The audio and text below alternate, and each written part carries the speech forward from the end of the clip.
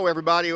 Frank here, K4FMH, a presenter with the ICQ podcast team, and we are here at the opening bell for Hamvention in Xenia, Ohio, 2019, and the first place we stopped was Yaesu. We have John Kruk, the National Sales Manager for Yaesu USA, and as I want to ask him, I want to know, what's the Richter scale on your new product release, John? I have no idea. Well, it's really high because, as we say on the podcast, what you've all been waiting for is a small, long-lasting color screen, touch screen, HT from Yaesu that will succeed the FT-3DR, and I believe you've got it in your hand. Tell us all about it. You know, the FT-3DR, obviously the biggest thing, feature for it is the TFT touch color screen display. A lot of people wanted that. You know, with the nice part about it being an actual TFT screen and the way we've designed the colors to have white and gray on there, you can actually see it very well out in sunlight also too on there.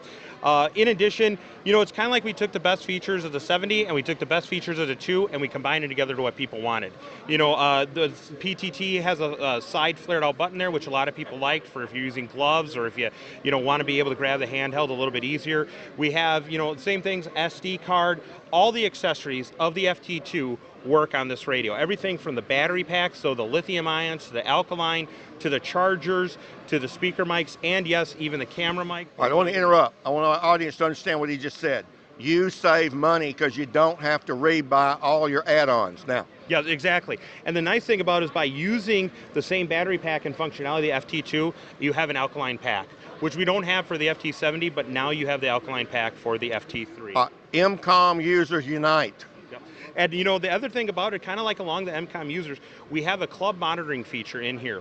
So we have 10 groups that have 5 channels in each. And the design behind that is you can program in your primary repeater, your secondary repeater, maybe some simplexes your club has, put it into that mode, and I could be operating on the main repeater and look on the screen and see that there's activities on the other channel, and boom, hit the button and automatically go to that. So then that way, if you have an event or something, or oh wait, someone might be calling me, I hit the button and do that right away. But, as we say, wait, there's more.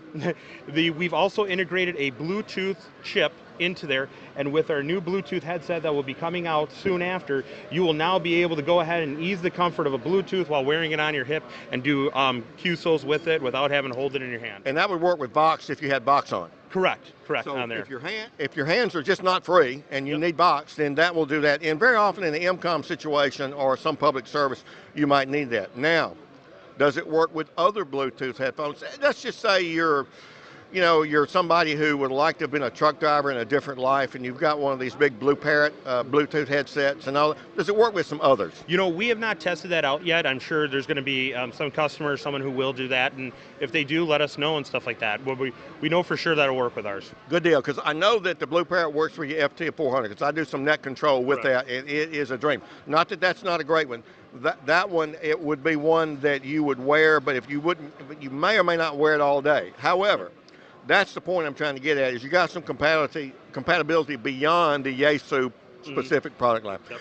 Okay, now, so when will this be available? You know, we're looking at midsummer right now, and we do have an MSRP right now of $520, but once again, that is only the MSRP. We are waiting for the final FCC type acceptance, which should be coming relatively soon. And so what it really means is, us hams, is that we can talk to HRO and Gigaparts and get them into a price war and kind of get that down below the MSRP, right? Well, I'm sure they're probably already the ones starting now. I know dealers are already taking pre-orders on it already. Mark Holmes in Atlanta HRO, I'm talking to you, friend. Anything else you want to tell us about? Hey, any other? I mean, we just had a great preview from the other side of the pond of your new HF bombshell, the 101. Mm-hmm.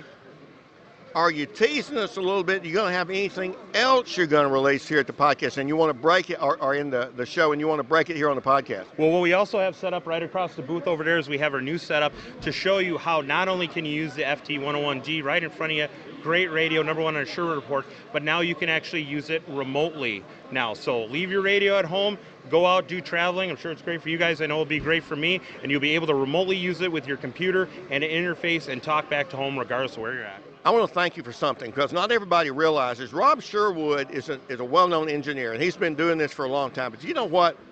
Bob Sherwood has a bank account like the rest of us do, and he can only test something he has in stock. So I'm sure you guys were kind enough to ship him one so he can put it on his bench. Well, you know, that's one of the things we actually like about with Mr. Sherwood is he does it very independently on there. He's not one that will go out and ask and beg or stuff like that or on there. He does it independently, and that's why at least me personally, I respect his reports because I know that they're truthful, they're not ever jaded, they're not ever forced into it. So we do appreciate it from Yaesu for giving the report and the review on it. Well, we'll have an interview with Rob Sherwood coming up on the ICQ podcast about his legacy and really setting, and I think John said it well, the independent standard in receivers in amateur radio as well as shortwave. So listen, we're here with John Kruk, National Sales Manager for Yaesu USA. We got a new handheld, and he's kind enough to let me walk away with this, but probably not outside the booth. Not really. We will catch it. Thanks a lot, John. Thank you.